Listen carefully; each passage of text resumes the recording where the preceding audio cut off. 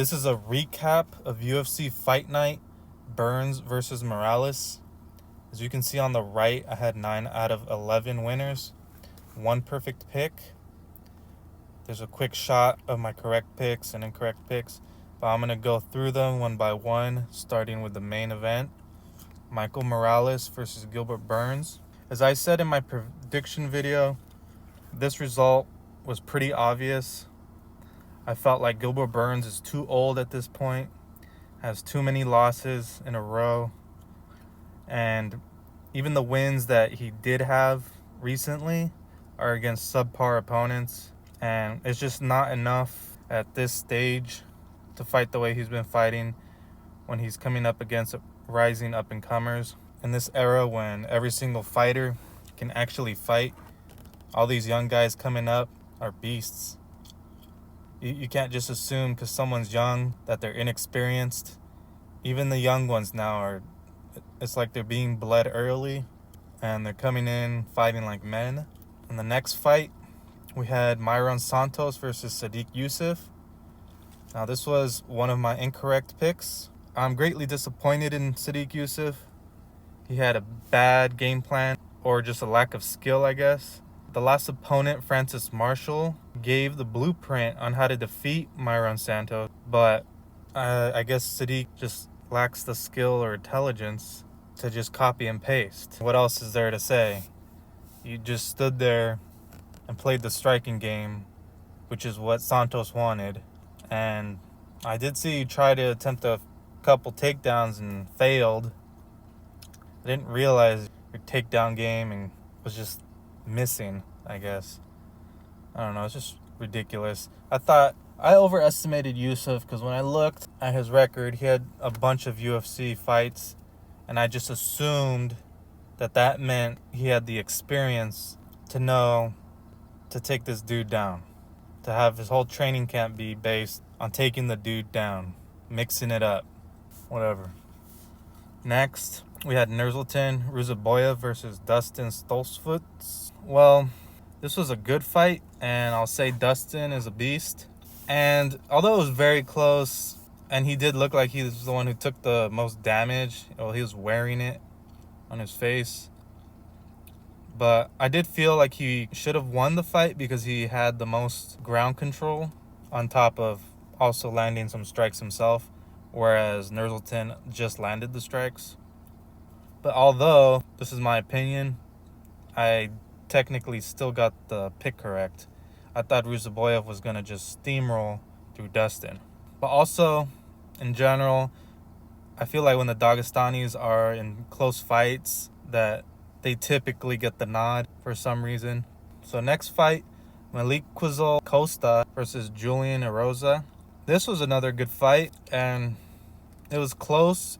Well, it became a close fight starting at the end of round 2 when Julian started turning it on. But it was too little, too late. Milky was great early on and was able to survive when the tides turned. But even when he was in that position, he stayed dangerous. He fought back, kept moving. So he definitely earned that win. Gabe Green versus Matthias Camilo. I got this correct. Camilo was the favorite going into this. The only thing I knew about him was that he was coming out of a hyped up gym, but Gabe Green was able to get submission, obviously, and he just performed great. That was my thinking coming into this fight. He's no slouch, has good experience in the UFC, and versus a UFC debutant. I think that's the wrong word, but I felt it could go either way, but I just wanted to give the edge to Gabe Green, who's been in there and proven he's tough and he's capable. So that was another correct pick. Next, we had Jared Gordon versus Thiago Moises. This one obviously got correct, but this is one of those picks that I was back and forth on, but ultimately made the correct choice. And even though I was correct, I must say I've been sleeping on Jared Gordon. And when I watched this fight, it made me think that he's far more intelligent of a fighter than I realized. I knew he was good and intelligent in the ring, but it really showed on Saturday. He's seems to either he's just adapting as the fight goes, or he has a game plan and he follows it when he's in the fight. Somebody should ask him. I would be interested in knowing. But he always seems to have a good game plan no matter who his opponent is. He's able to adjust depending on his opponent. He had an amazing striking game, closed the range with the clinch, and he was doing a good job controlling his opponent against the fence. And in the end, capitalizing with that counter right hand, which was beautiful. Also, one thing to note at the end of the fight, he knows how to make the most of his mic time. 100%. Everyone else should take note, especially, I believe it was a lady in the very first fight of the night. Bisping asked her one question, which she answered directly. And then she motioned that she wanted to say something else, and Bisping just ignored her and walked away. Poor girl. If you got something to say, especially when you win a fight, I say just ignore him right off the bat. Or if you want to answer his question, answer it, and then continue talking after you answer his question. Don't take the chance that he's just going to let you speak again. You got to make the most of your wins. Next, we had Yadir Deval versus Connor Matthews. This one, I got to say again, I knew it. I didn't know much about Deval, but I knew that Connor Matthews breaks easily, and that's all I really needed to know. But the odds on this fight were minus 500 or upwards. So you need a huge set of nuts to lay down that money to win. And I guess I got a little nuts. Next fight, we had Luana Santos versus Tainara Lisboa. Of course, another correct pick. Luana Santos dominated the majority of the fight. She had good takedowns, even coming up a weight class. And was able to cinch in a last-second submission at the end of round 2. Did great. Both their record coming into the fight were similar and such, but I guess just my instinct told me Luana Santos. Plus, she's the favorite as far as, I think, social media.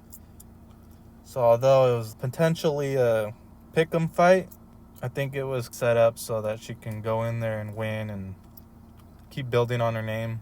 But next fight, Denise Gomez versus Elise Reed. Now, I'm embarrassed that I picked Elise Reed. Initially, I had Denise Gomez, and when I was going through the fights again, I changed it to Elise Reed because I thought, I know Denise Gomez has that big power, but I was thinking Elise Reed is experienced. She's going to be smart. She's been drilling takedowns even when she needs to strike. To show Denise she's willing to strike, she's maybe just like a quick 1-2 and then switch to a takedown. But no, she had her hands down low, her chin just right there, took a bunch of big shots and just got teed off on. Well, I guess one thing to learn from this is that if in most cases a fighter has shown to not follow the intelligent game plan going into a fight, don't assume that they're going to do it. So I should have known based off of Reed's past performances that she's not necessarily a fighter who follows a game plan or fights smart, as you would say. Next fight, again, correct. Sung Park got the submission. I thought he was going to get a KO, which looked like he might early in the fight. But this dude seems smart. And although he was landing some strikes, Carlos was throwing back at times. And I think he landed a couple of his own. But Park seems to be really intelligent. And he saw that there was a takedown available, so he took it. And he was just able to work in a submission right away. So he's dangerous in the striking and on the ground. It was a very impressive fight. And the first fight of the night, Tisha Pennington versus Luana Pinheiro. This one went the way everyone thought it would. And I'll say it was a competitive fight, but clear decision for Pennington. And that's all I really got to say about this fight. And like I said, Tisha's the one who messed up with her post-fight interview. Next time, just talk your ish. So, like I said, 9 out of 11. Good luck to everybody for next week's fights on Saturday. I know I said this the past few times, but this time I will for sure. I'll post a prediction video early on in this week, most likely tomorrow. I don't always like to do it early because as the week goes on, sometimes I'll change my opinion. But I will post the prediction video early in the week. And then if something happens where I change one or more of my picks, then I'll post a quick video explaining why. Or perhaps, no, I'm not going to post it in the comments. I'll post a quick video about it. Anyway, good luck to everybody next week. Hopefully you win some big parlays. If you got any suggestions or comments, go ahead and put them down. If you like my video, please like. And if you want to keep hearing from me, go ahead and subscribe so you get notifications right away. And thank you for everyone who's supporting.